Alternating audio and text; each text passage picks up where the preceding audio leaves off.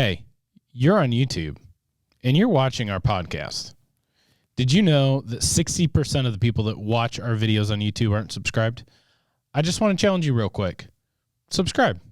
Let us know that you want to see more of our content, and it would really help us out because there's some cool things that we could do if we have more subscribers. YouTube locks stuff up. That's rude. Anyways, if you're on YouTube, subscribe. And now here's episode 4 of the podcast. Enjoy.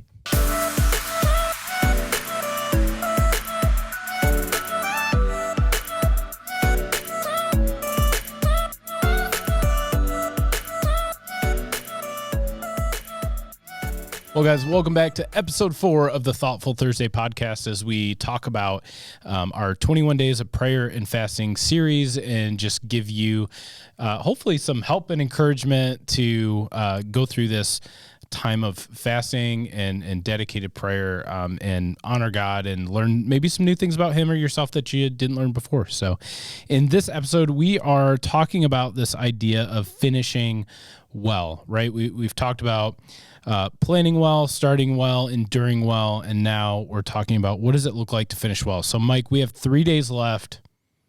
Start us off. Yeah, 3 days left. Yeah. Yeah. Do you want me to read the verse we've been reading every week? If you'd like to, you're in charge. I can do that. No, you told me you're in charge. Just of the intro. Oh, okay, just the intro. Yeah. I tried to do the intro, but Nick would not let me, so yeah. 1 Corinthians 9. Look, I don't try to come up on stage on Sunday and commandeer your mic, okay? You can just give me this. Give me this one thing. You come up there all the time. You come up there. I'll mute you so fast. 1 Corinthians 9, 24 through 27. Don't you realize that in a race everyone runs, but only one person gets the prize, so run to win. All athletes are disciplined in their training. They do it to win a prize that will fade away, but we do it for an eternal prize. So I run with purpose in every step. I'm not just shadow boxing. I discipline my body like an athlete, training it to do what it should. Otherwise, I fear that after preaching to others, I myself might be disqualified. So let me ask a question. I'm playing host for a second. Okay, fire away. Say it. My eyes. Say it. Give me a time in your life. Maybe there's multiple examples. What is something you started but didn't finish? It can be serious. It can be stupid. Both of you. Well, pretty much every thing that's on my honey-do list is half started and unfinished. Yeah, I'm guilty of that too. We redid our bathroom a few months ago, and almost everything is done except for there's shims underneath our vanity that I was supposed to paint or cut off and paint. Yeah, and it's just 2 pieces of shim sitting there sticking out, just regular old pine on a dark floor and dark vanity. And every time I see it, every time I go to the bathroom, take a shower, brush my teeth, I see it. It makes me upset. I just don't care enough to do anything about it. We have a lot of that going on in our house. Like you finish a room, but there's just like one more trim piece that needs put up. It's always or an outlet needs changed. Like we change the colors of the outlets. Oh, yeah. And so it's just always something. Yeah, I finished our floors a few years ago, and I still have not put a single piece of trim back up. And it makes my wife so angry, which is why I continue to leave it off. Oh, wow. This is not a marriaging podcast. Wow. Marriaging? Not a marriaging. Not a marriaging podcast. Also not a proper English podcast. Or a marriage podcast. Or a grammar podcast. Any of those things, this is not. If I'm going to be honest, one thing that I feel deep shame about, and Mike tries key emphasis on. Go ahead, continue. Tries to encourage me in is the working out department, right? I start off, I'm going to work out in good shape, and then I'm like, I hate this, and I stop. And You did so good at it, too. I know, stop. He's just saying that. I'm not. He's just saying that. I'm not. Because he wants you to join again. No, he wants the host spot. He's trying to No, that's butter me up want. to It's take good over I'm in the things. middle today. Oh, I have not finished a lot of things. Books, diets, whatever. I actually also have not finished a fast before. Oh. I tried a 21-day fast. The second time I fasted, and I didn't finish it. Yeah. I made it to about 14 days. Yeah. Yeah. That kind of seems like I don't know. This last week's definitely been different. Like, I've kind of been describing it like I'm not actually hungry, but I do just miss food at this point. Yeah. For me, it was chewing. Yeah. I just miss chewing food. You chewing gum? Maybe that'll help. That's food, Cammie. Oh, well, if you swallow it. Zero sugar gum doesn't count. I did. I've had to because my breath, especially especially the first week, but just smelled so bad. I had to have something to keep Minda close to me. You need all the help help I can get there. I feel like I need to set the record straight.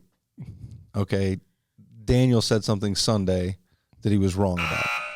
Oh, well, I'm excited about this. Everybody to know that Bring Daniel it was wrong. He was right about it. He called me a genius. I do remember that, and he was right on that. I mean, okay, that's been said before. No, he talked about how he gave an illustration I had mentioned before. I had heard it somewhere else, but like putting an average person in the Olympics to compare. And he basically said, like, Mike's just naturally really good at this, at suffering and da-da-da. But he's wrong. I do feel like I'm very good when it comes to willpower at doing things. So, like, getting up early, going to the gym, reading. Like, if I say I'm going to do something, I will do it. But I am terrible at having willpower in things I'm not doing, like eating or like, I don't want to use the word like abstaining from, but like, I don't know, there's just something rebellious in me that's like, don't tell me what I can't do. But even just like, I have a little bit of an addictive personality. So like, I'm great at doing things, but I'm not great at not doing things. I don't know if that makes sense. No, I hear you. So he was wrong. I've tried using reverse psychology on you multiple times to get you to do things that I think are funny. Hasn't worked super well, but. Oh. No. Yeah, when it comes to not finishing things, I'm with you, Nick. I'm really bad at finishing like projects. Yeah, that's a big one for me. Yeah. So I guess transitioning here as we think about this idea of, especially specifically within our fast, of finishing well or ending well, are there some thoughts that kind of come to your surface to your mind before others? So I found myself starting to count down like, oh, we only have this many days left. And I generally don't do that because it's not encouraging to me to do that. So I like had to stop myself this week. Like, okay, don't do that because I don't know. It just takes the focus off what should be important. But also just to recognize that like in a race, the ending is super important. Like, do people generally save some energy for that last sprint, or maybe it depends on how long the race is? It depends on how long the race is, but usually marathon and under, you definitely save for a kick. Yeah. So like we want to have that kick that you would at the end of a race. So not let your guard down. If you look at like Jesus's example when he fasted for 40 days, like Satan came at the end of that 40 days. Yep. At least I think that's how some of the versions word it. And, you know, so at our weakest point when we think, okay, we're done, we can kind of, you know, it's smooth sailing from here. And that's when the enemy will really start that attacking. So it's interesting that you bring that up because I've never thought about it in that way before, that Satan didn't come at the beginning of the fast. He didn't come in the middle of the fast. He came at the end of these 40 days of Jesus fasting. It's really interesting. I've never thought about it that way before, Cam. Well, hopefully I didn't misquote scripture, but yeah, hopefully. My God. I'm sure someone will let us know. Yes. Please comment below. Also, tired Mike is very snarky, so I apologize. Oh, just tired Mike. Okay. the filter disappears even more. I think when I taught that story to the kids, that like in reading it, I think that's how I understood it. That's and I don't have my phone to look it up, but that is how I understand the verse. It's after Jesus was fasting for 40 days, 40 nights. So I don't say this in like a sadistic way, but some of my favorite moments, like when you watch a marathon, you'll have the elite runners that come in and they're like, it literally looks like they're sprinting, like, because it's faster than my sprint, like that they'll run a whole marathon for. But like, I love watching those people come in and they're like 50 yards from the finish line and their legs just say, I'm done. Yeah. And they're like crawling, stumbling, like, and I don't say that as like, I love watching that, but like they literally just have nothing left. Like they gave everything they possibly could for them, and they're just trying to get to the finish line any way possible, walk, crawl, someone's helping them, whatever it is. Yeah. I like that approach to things. That I will finish, even if it's literally crawling, dragging myself with my hands and knees across the finish line. There's a book, it's called Ultramarathon Man, and he does some just like crazy feats. He's the first person to run a marathon at the South Pole. Like, I love it. Like, tried it multiple times and almost died. Like, it's wild. So he started running when he was in middle school, and he didn't really know how to run. And the coach, he was running cross country, and coach kind of took him under his wing, and he was like, just run with your heart. And first race, he went out, he won, and got done. Coach was like, how you feel? He's like, good. He's like, you didn't push hard enough. Like, you should not feel good when you are done with this. Like, you need to leave it all out there. And I don't know. I know I naturally kind of tend to think of things that way. And, you know, for me, specific, like, just, I can only speak for myself. I haven't felt like necessarily this last week's been a coast, but it's definitely when I've probably been, it's definitely, I've been at my weakest.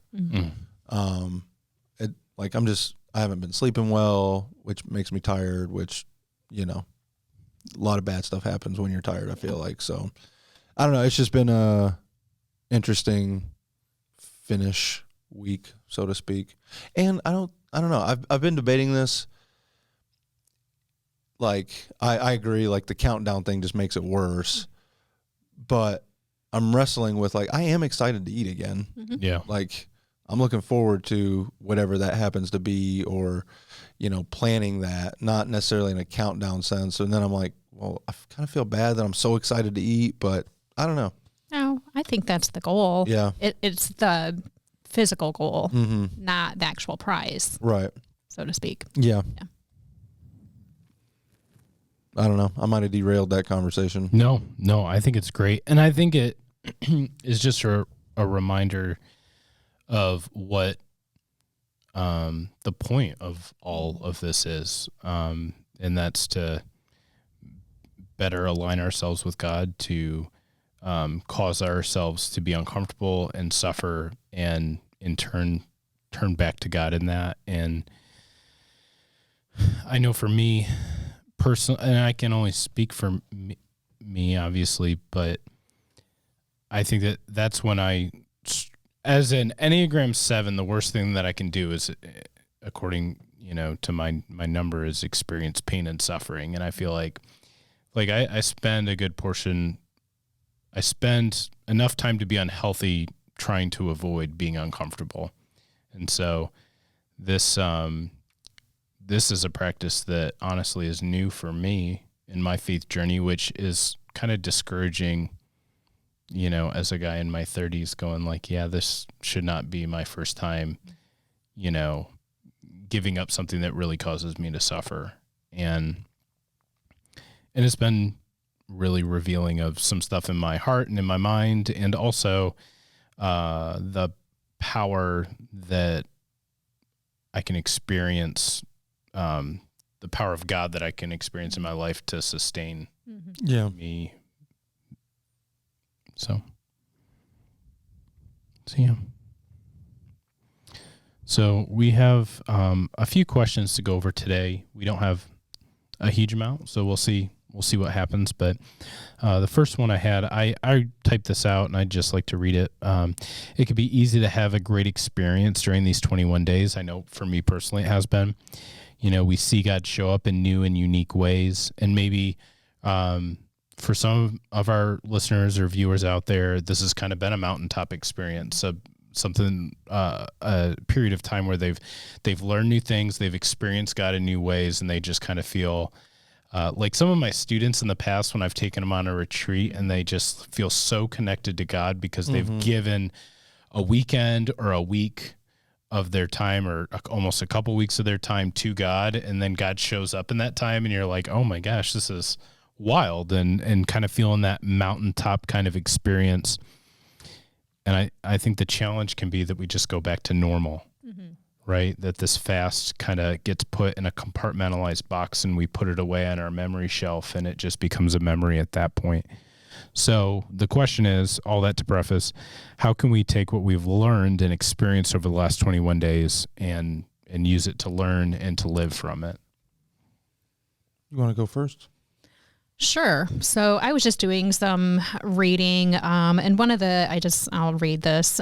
It was, how do we leave the mountaintop but not leave the one we met there and what he gave us there? And I just thought that was just kind of thought-provoking for me, because the reality is, you're not always going to stay on the mountain. We experience valleys. Being a follower of Jesus is not just smooth sailing. It's not constant mountaintop experiences. So just being able to know that, we can also pursue God, spend time with him, allow the Holy Spirit to work in us and through us, even in those valleys. So I don't know. That was just kind of like, for me, okay, yeah, how can I continue this mountaintop, but yet not leave him out of that? Yeah, I like it put that way because I'm a verbal processor, just so these guys already know this, so So I may say something that I'm about to massively disagree with. I feel like maybe at times, and even right now, I feel like I'm trying to get to and stay at the mountaintop, and just even you reading that sentence, maybe the mountaintop isn't the goal, right? And it's a destination along our journey. And how do we not leave the person that's there and what he's kind of given us and shown us? It kind of brings to mind, Moses goes up into the mountain and has an experience with God, and then he has to come down, and it's all crap. Yeah. Like what? What the people they've made another god and they're worshiping, and I don't know. It kind of feels like that's what coming off the mountaintop happens sometimes. It's just like, that was great. Now it's crap again. Yeah. Now I'm back in the dumpster fire of life. And then he's got to figure out, okay, how do we move forward? Like, what needs to happen? And I think a big thing is, I was listening to Craig Groeschel's leadership podcast, and he was talking about specifically with leaders, but like identify what kind of leader you want to become. I want to be a caring leader. I want to be a leader that has integrity, and then creating quote unquote habits that are going to do that, like daily things that's going to do that. And I think that kind of applies with this as well. Maybe during this 21 days, like it's been the first time you've read scripture 21 days in a row. Yeah. Or you've spent as much time in prayer as you have over the last 21 days, or, maybe there's just been some new practices that you've done that you've never done before. I think finding ways and this is, I think, really key, in small ways, implementing those things into your daily routines. And again, they do not have to be very, very large. Maybe it's every day I'm going to say a quick prayer with my spouse before we leave the house. Yeah. It can be 60 seconds. Or, I started, I don't like to use the word journaling. You guys know that. I started note taking on how I saw. Bullet pointing? Yeah, I started bullet pointing on how I saw God move. You know what? Once a week at the end of the week, I'm going to sit down and kind of reflect on my week. and bullet point some of those things. So just incorporating some of those practices into your daily, weekly, monthly routines so that they literally become habits and not just something you did on the mountain, but something you're also doing in the valleys. Yeah, that's great, Mike. Thanks. Yeah, this article I was reading along the same lines, it was take time to reflect on what God has done in those 21 days. If you kept a journal, read back through it, just to remind yourself, like, okay, these are all the small things that you saw God move. And then to boast about God. So not walk around, oh, I just did this, but just to, there's such power in testimony. So just boast about what God did in your life or other people's lives that you're praying about. And then just what you were just talking about, how will I continue to enter into his presence each day? What does that look like for me? Is it 5 minutes, like you said, to pray with my spouse or whatever, but just, it's okay to have intentions, but you actually have to have a plan in place, which is kind of exciting because we're going to be talking about that the next sermon series. So one thing he said, Craig Rochelle said, is he got tired of going to the dentist and they'd ask him, do you floss? And he was like, well, sometimes. He's like, I hate flossing. It just feels like a waste of time. But he's like, that year, so he said he's done this for over 2 decades, is every year he'll add one small habit. Like, that's it. Just one. And 1 year his thing was, I'm going to floss every day. And he's like, it's the stupidest goal I've ever set. But he said it's been the most life-changing because I can always go, I did something I hated doing because I knew it was the right thing. So I know I can do that. I don't know. Again, it doesn't have to be something huge. But these things can compound when over the course of, maybe a month, you're adding something else, or maybe a year, and you look back in 5 years and you're like, my life's drastically changed because I took some of those things from that 21-day period and I started dropping them into my life. And we sing a song about this, but like building my life around what God has done and is doing. And like, that's the blueprint here, not building it on what I want. And so you got to change the foundation a little bit and you got to start building differently. Yeah. I love that idea of building our lives around what God wants for us. And this is me just being really honest, especially growing up and in a Christian home. And I feel like I was really good at bringing decorations into my own home that showed people that I cared about God, but my house was nothing was built around what God wanted for me. And I don't know, just that idea of bringing decorations into your home and throwing them around and going, see, like, I care about God. And but the structure's junk. Exactly. Yeah. That's good.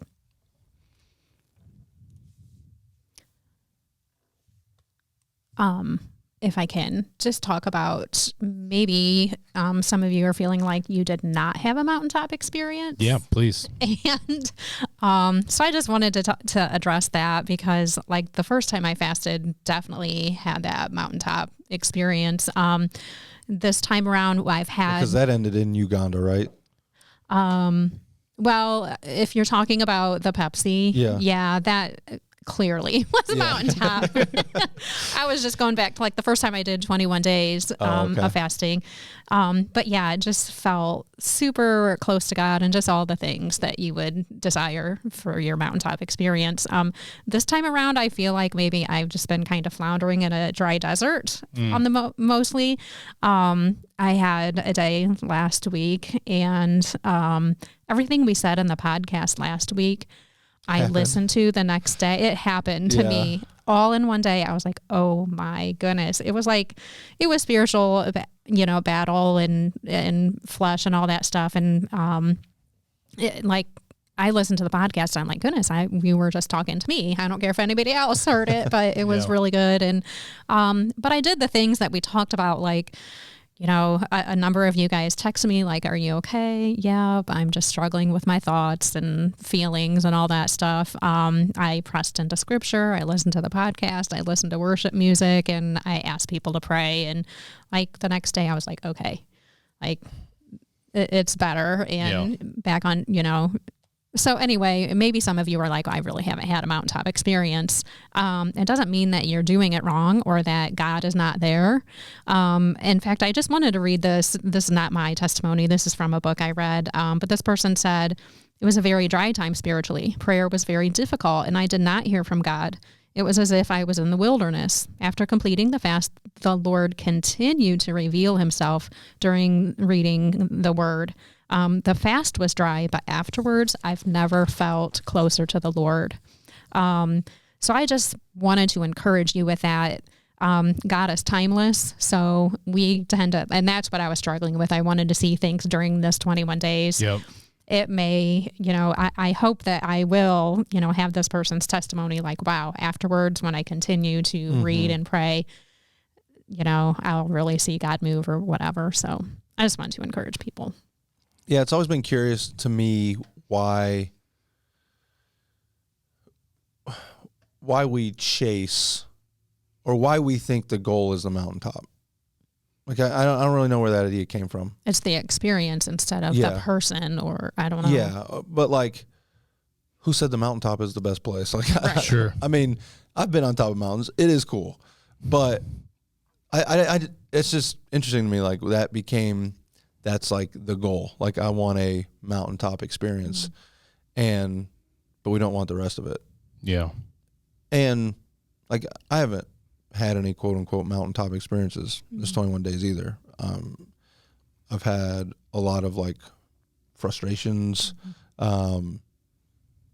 It's been like a daily mental battle for me. That's like, if I'm being honest, it's been exhausting, like mentally exhausting.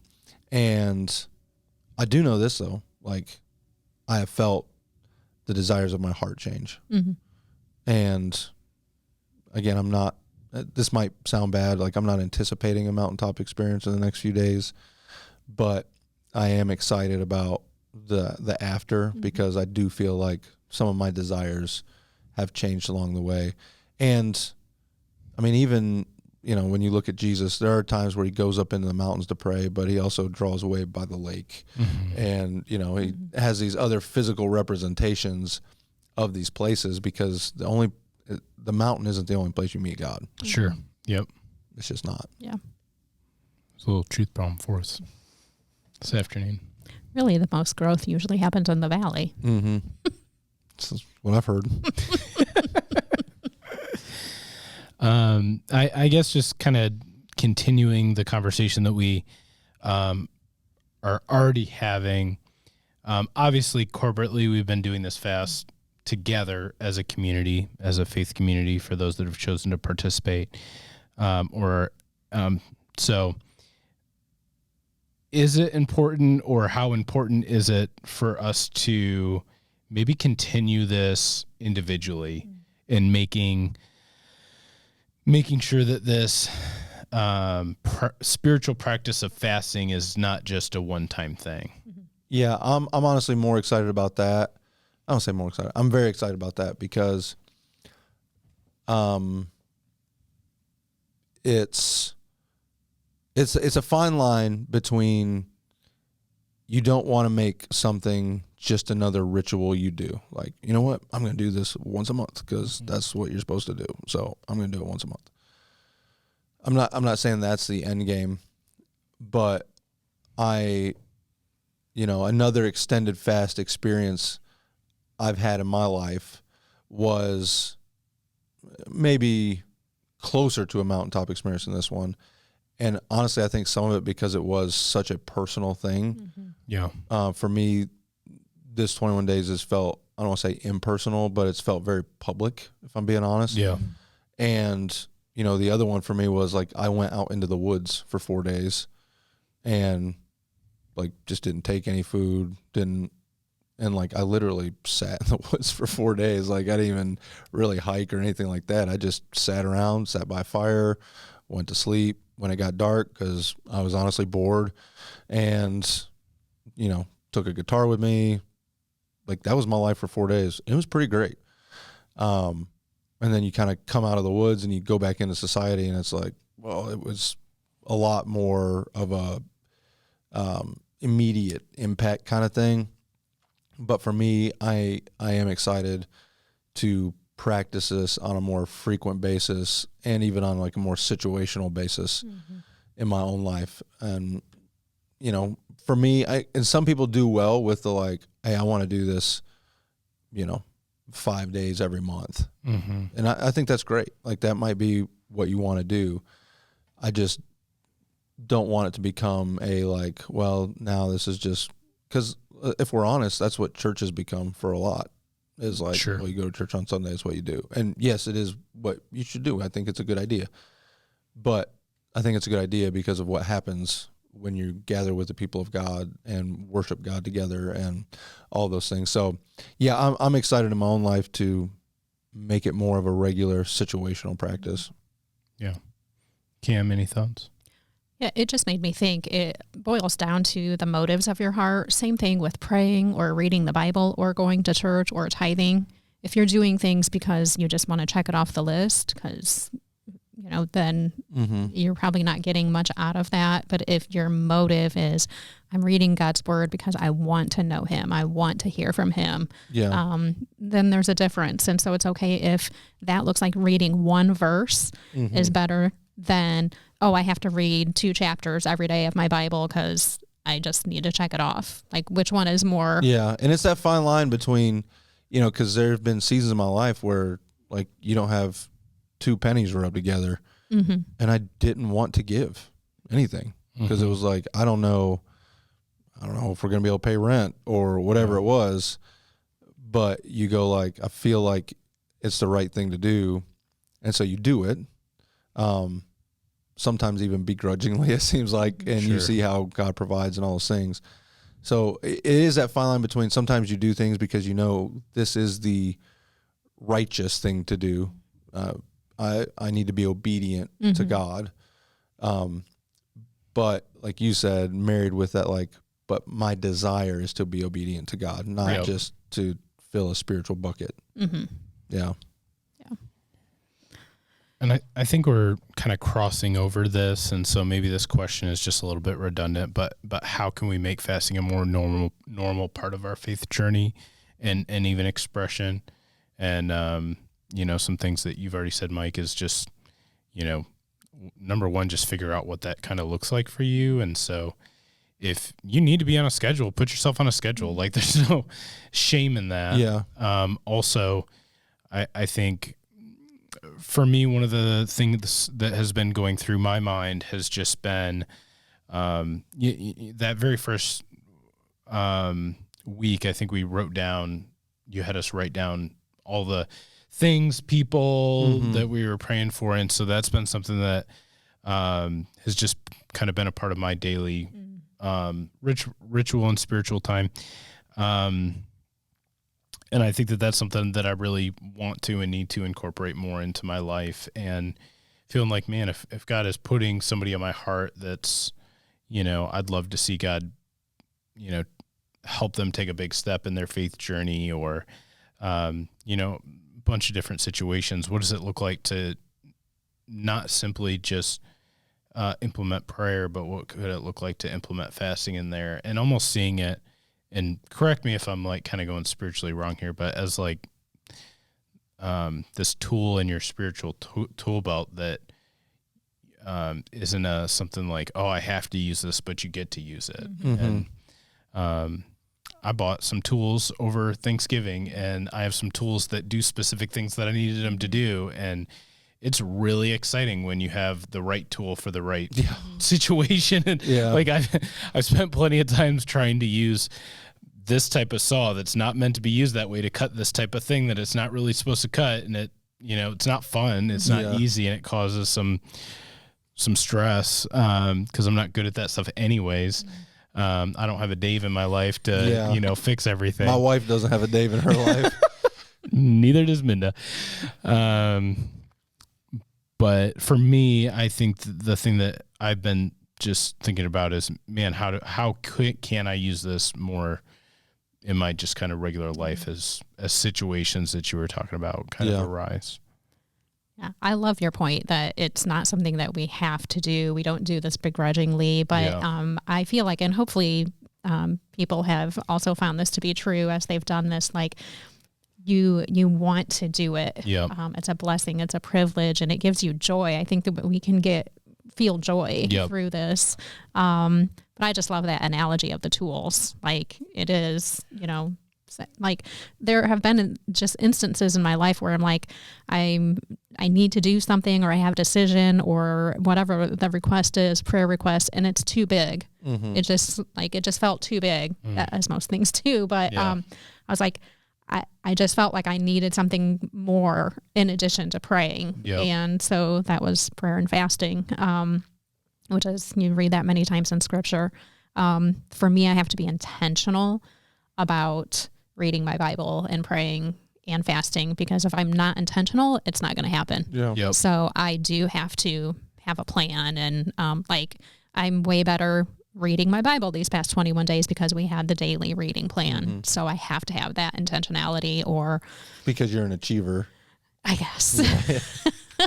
There's something to do, I'm going to do it. I get that. I'm that way too. Yeah. Which can also make me result driven, which is not a good thing sometimes. Yeah. You were preaching to the choir. You don't see the immediate results. There's a phrase that we say during one of our step one of our 4-step next steps class that we have here at New Hope, and it's we obey God. We obey God not out of duty but out of delight, and I always loved how that was phrased. I know Alex had a big hand in putting that together, but I love just that phrase, like, I get to serve God not out of duty or obligation or because I have to, but I get to, like, there's something I get to delight in. And I also love just thinking about these tools is not, the hang up that I have with tools is 9 times out of 10, they're always to accomplish something that I want. And, thinking about, like, these aren't my tools, these are God's tools. And so I want to use them, not just, to lift requests before God of things that I see, needs that I see, but how do I use these tools to honor God? And, how might I, be thinking about not what I want all the time, and rather think about, okay, how would God, what does God want, and how do I figure that out? I would agree with you guys that I haven't felt like a huge spiritual revelation during this time. I think I've learned a lot about who God is and his power to sustain, which has been really beautiful. I've had a couple different times leading into the student ministry planning season for me where I've taken a couple days away and done prayer and fasting. And I feel like that has been like, I felt like God spoke to me, if you will. And so I am excited about the personal and the private aspect of fasting, that where it's not all out there and people aren't asking you about it all the time. It's funny how, everyone's just wired differently, and you talk about it's not duty, but it's delight. Like, and not to say what you're saying is wrong. Well, Alex wrote it, so you're saying he's wrong. So he's not wrong, but, and I know what I'm about to say, and you can chuckle if you want. Like, I delight in the duty. I bet you do. We've said duty a lot. I was trying not to bring it up. I like that. I like the, it's the word. The only word I can think of is duty. I like the duty of something. That's why, so many people serve our country, in the military, is because they feel like it's their duty to do that. And, and again, neither one is right or wrong. Sure. It's just like, I could understand why an Enneagram 7 would be like, I want to take delight in this. And I'm like, I want the duty of it. You know what I mean? Like, I want to delight in the duty that God gives me. Amazing. Oh, we should put a little duty counter. Done. But why do people sign up for the military? Like they have a sense of duty to their country because they love their country. And so we obey God because we love him and we want to show him that and we they're love okay him. with the duty. Yeah. Yep. That's part of it. Mm-hmm. And we like honor them. Like we look up to those people. Like they're heroes. Mm-hmm. So yeah, I don't know. It's good. And there's a lot of duty that they do that they don't enjoy. I mean, seriously. I mean, just even, I grew up in a military family. My dad dealt with a lot of duty that he did not enjoy. And he would tell you up till his passing, he did not enjoy certain things that he did. He would just cry about his duty. But, it was a delight. Some duties are just duty. Some duties are just duties. So I think, in closing, to wrap this all up, we just encourage you and please add on or speak to this. We really encourage you personally, individually, to make fasting a part of your individual spiritual practice with God. Mm-hmm. Don't let this be a one-time thing. Don't let this be, the next time church comes around and we do this again, I'll participate. I think our heart as a church, and Mike, please shoot me down if I'm wrong, but is for us to be a church. And a church is not a building, but it's made up of individuals, right? 2 or 3 are gathered, there you are. The church is us. We are the church. You are the church. And so what you are or aren't doing is what our church is or isn't doing. And I think it's just really important that you take some time to be prayerful before God and ask him, what does this look like for me? Is this a weekly thing? Is this a monthly thing? Is this a quarterly or something that I'm going to say, hey, I'm whether it's a day or a week or 21 days, whatever that looks like for you. What does it look like for you to put this into practice in your life in a practical way, to make it an actual spiritual practice and not just something you've practiced spiritually once. Mm-hmm. Yeah, one thing I'll say in closing, because I'm hosting this show now. I'm going to get the last word. As it pertains to finishing well these last few days, me and a friend are signed up for a big race that honestly I'm nervous that what if I can't finish that? And so I was thinking through preparing, what can I do to remind myself to keep going. And I think what I've landed on is on the front of my shoes, on one, I'm just going to write the word keep and the other one going. Just that reminder, you just got to keep putting your feet on the ground and you just got to keep moving forward. So, it's the last few days, I would just say that just hey, and enjoy this final struggle maybe, or this celebratory last few days, but just keep moving forward. Yeah, you better keep moving because I'm going to help Mike be a part of his support crew, and there's no way I'm dragging you through the woods. So you better keep going. You better start working out. Dude, they better start doing squats. Some deadlifts. You might be lifting a dead body. Cammie, you want to say anything to really drive it home and finish this off for us? I'm so excited. I really am. We've loved doing this. I think we've had way more fun and gotten way more out of it than maybe everyone else has. So it's been really good for us. We've talked about that. And so I'm just so thankful that we got to do this with all of you. And I've just been really convicted many times just as leadership, what we are doing, we can't teach something if we're not doing it. Yep. So it really has been an honor and a privilege, I think, for us to just be able to lead in this way together, all of us doing it together and learning together. So I don't know. I'm just so happy and full of joy and thankful. And I am super pumped about Sunday. So yeah. So thanks for checking out week 4. Nope. We'll see you guys next time. You do not get to do this. You do not. Tune in next week. It's been a huge joy for me too, Cammie, just to get to do this. It's been incredible. So this is our final episode in this prayer and fasting series, but we've talked and I think that this is something that we'd like to do on some sort of regular basis. And so What do we talk about next? That is a great question. And we would just like to invite you to let us know, whether it's in the comments, sending us a Facebook message, whatever platform you're on watching, let us know what you'd like us to talk about. Is there a spiritual practice or something in the Bible that you don't understand, or something about family or life, or a question, whatever. It doesn't have to be strictly about the Bible or even Christianity.